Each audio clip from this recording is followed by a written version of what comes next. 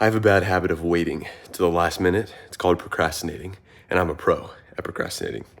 It's a bad thing because sometimes there is not enough time to do the thing that I'm waiting to do. So today I'm waiting to run my mile because I have to run a mile every single day. For a couple days there, I started running it in the morning, but it's 10:30 at night, and I'm like, all right, gotta go run my mile. So I walk upstairs, put my shoes on, under the assumption that I can go run a mile, right? Because I've done this plenty of nights before, and it starts pouring down rain out of nowhere. Thunder, lightning, like literally in 3 minutes. The 3 minutes that I walked from down here up to get my shoes and out the front door. And so, because it's pouring down rain, I can't go for a run because my phone's gonna get drenched. There's gonna be cars driving past. I don't want to get hit, all these different things. So I made the assumption that I would have time, that there was enough time on the clock to run a mile today. And there wasn't, because the conditions didn't allow me. I was waiting for not for the perfect conditions. I was just waiting to run under the assumption that I would be able to. And yet I ran out of time. And so I waited for like 10 minutes in my car just to wait, like looking up on Planet Fitness. Should I, go drive over there? It's Sunday night, so Planet Fitness closes early. So there's no Planet Fitness. I was texting my buddy, Tyler. I was like, because he's doing this challenge with me. I was like, yo, I need to use your treadmill. And then, there was a 10-minute window that opened up. I just got back literally like 30 seconds ago. And the rain cooled off, a couple droplets, but nothing crazy. And so I got my window. I was able to get my mile in, and the streak is alive. Day 243 of running a mile every single day. And it's crazy because I think God gave me that window. But yeah, it gave me that rain just before as a reminder. It's like, hey, you're running out of time, buddy. Take action now or bad things will happen. So what other areas of my life am I waiting for the perfect moment? Am I waiting for the perfect conditions? Just delaying the start, not even waiting for something to start, but just pushing it off until tomorrow. Well, for one thing, it's content creation. That's the goal of this season of life. I was talking with Mom earlier today. I got a little existential. It's like, what is the point of life? What is the meaning of all this? Why would I, X, Y, and Z? And I started thinking about just how people, if I want to preach a message of positivity to all these people and 95% of people are never going to act on it, then it's like this false positive message that I was figuring out, what's the message that I should be giving to them, and should I even expect that out of them? And yes, I should, but all these little difficult things go through my mind. And so let me circle it back. I ultimately came to the conclusion that the point of life is for a very small portion of people to move the world forward while they drag everyone with them. The small group of people is kind of doing whatever they have to do to get money. And so some people use that small portion of people use that for bad. They make all this money by making a product or making a service that benefits a large portion of society. And they make a ton of money, $100 million, they cash in, but they put that towards things that are not productive. And so I think it's morally correct to provide good services or products to make a ton of money as a consequence of providing that good value to make other people's lives better. But it's also morally correct that you have to use that money for something productive for those 95% of people. You see what I mean? They're going to give you the resources without necessarily thinking about it this way, but they're going to exchange the resources so that you can make their life better or more convenient in some way. And in return, they expect that you will use those profits for something good, not only for them, but just for everyone in general. If this is the case, then I have to be, to circle all back, the existential, what's this all for? I have to become one of those people, the 5%, the 3%, the 1%, whatever it is, that is actually, moving the world forward, dragging everyone with them, right? In order to become one of those people, maybe it makes sense to become one of the entertainers. That way I can, $145 million for playing football. Just the people that, I'm not saying that I'm going to switch my life path to go into sports, but something in entertainment would allow me to make an absurd amount of money. Yet I have the morals, the backing, the ideas, and hopefully God on my side. God's, pushing me through, the humility to lean on God that I'm strengthening every single day. Me saying that makes it seem like I'm not humble. So you just got to trust me on this, that hopefully I'm striving to put God first and go after his will. And if that is the case, then if I find my way into a position of influence where I make a ton of money from entertainment, then that would be a way for God to use me to promote his wisdom, whatever that looks like. Okay, let me circle this all back, right? None of that happens unless I take action today. So if it is the case that I need to become an entertainer of some sort so that I can move the world forward and use my good ideas and morality and, hopefully God's hand behind me, pushing me in the direction that he believes is best.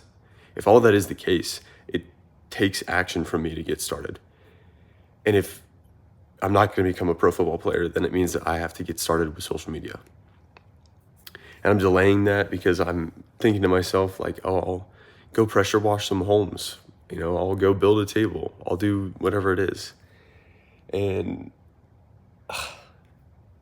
it's just an excuse to put off the thing that I want to put off.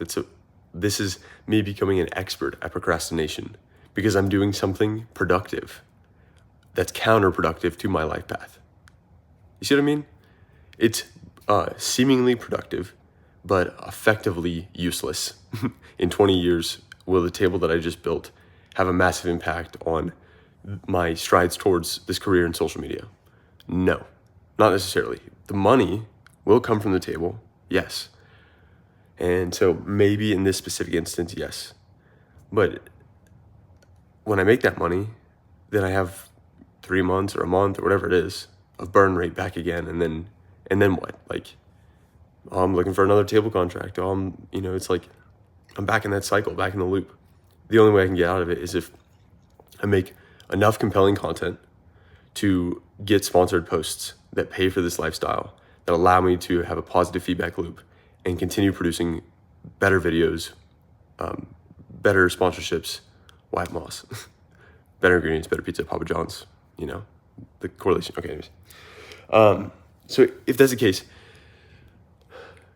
I need to stop worrying about putting out the perfect video. We all know that to be true. But on top of that, I need to stop worrying about putting out consistent videos. Because there's got to be a middle ground. It's like, I just need to put out a video whenever I can, at whatever consistent rate I can do it. That's all that matters. That's the only thing that matters, is that I'm able to put out videos on a rate. One a week, one a month. It's just something. Start somewhere and then improve. The other thing I was thinking is, the message from yesterday kind of struck me again, where it was like, sacrifice the short term for long term. And so, but don't do a short term sprint to sacrifice the long term. So here, when you're running a marathon, right, you can run the fastest half marathon of anyone in the group. You can all out sprint and get to the half marathon point and you're in first place. But what does that matter? If you're able to do that, but it took up like 75% of your energy, your resources that you have available, you still have 13 miles left. This is not a one and done thing. So unless you're able to run the 13 miles and get another energy boost, being the first person gets this prize, it's not worth your time. Instead, it's worth sacrificing the short term for the long term. I'm going to sacrifice not being in first place right now so that by the end of the race, I can hold that title of being in the top 5 or whatever, and ultimately have a final sprint and win the race then. How does that tie back to what I'm saying here? Sacrificing the short term for the long term. I don't really know. I had a connection and it's entirely gone. But I think what I was trying to say is this, that, sacrificing the consistent rate or the quality. Those, you can optimize for either side of things. You can be super consistent, posting one every single day, or you can be super high quality, posting one every single 3 months. I needed to sacrifice both optimization problems and optimize for progress, which in this case, optimizing for progress looks like ain't posting videos whatsoever. High quality, Doesn't matter. Consistent? Doesn't matter. It's literally just, I'm optimizing for the number of videos and then ultimately like the number of views. Because if I'm optimizing for getting sponsorships, that's where that comes in. Now, if I put all my time into making the perfect video and then it gets no views, then that's not optimization. So I know that that's not the case, the path that I should go down, because in the past I have put a ton of time towards one video and it hasn't blown up. And so I've kind of been stuck exactly where I was. On the other hand, I've done like a couple times where I do like one every single day. You know, I did like a daily vlog challenge and that got me nowhere because it was way too much for the current point in time to be able to commit to that. I'm not saying that I can't do that in the future because I don't want to give myself an out to get out of the ideas that I have for the coming months. But ultimately, the point of this whole talk is this. There's not enough time. You cannot wait. It can't be perfect. It can't be, consistent. It just has to be. You have to do something. So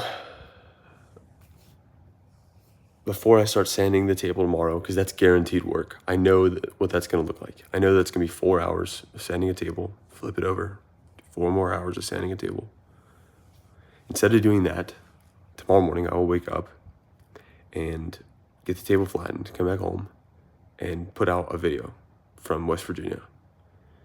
And then maybe as well, I should do the video from last week, Fargo and South San Diego.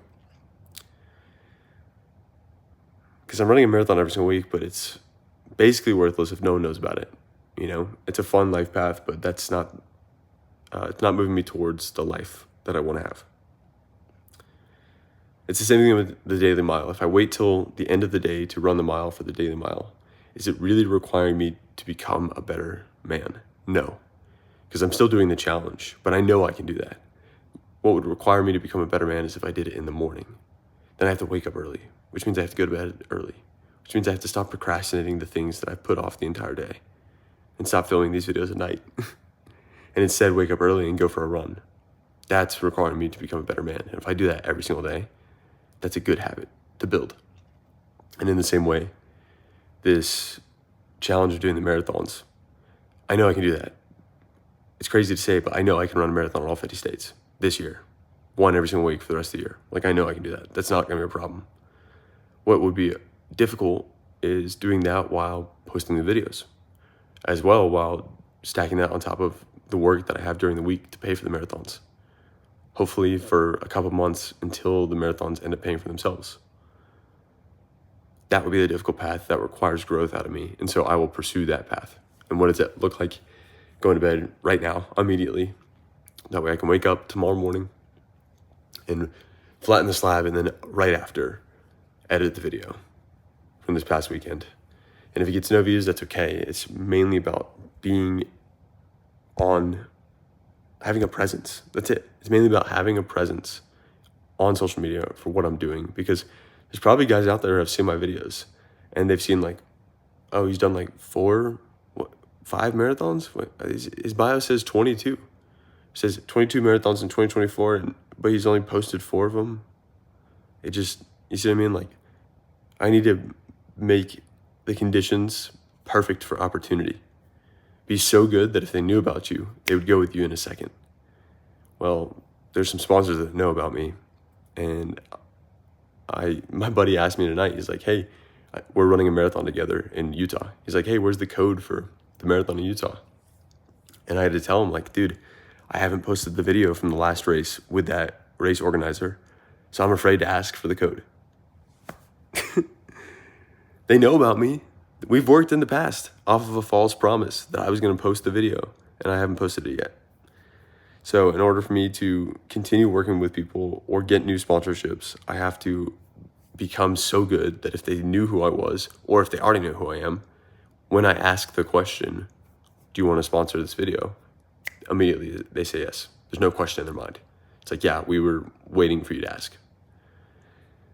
And ultimately, that's just as simple as just posting the videos. So, okay. We'll get there. Why not us?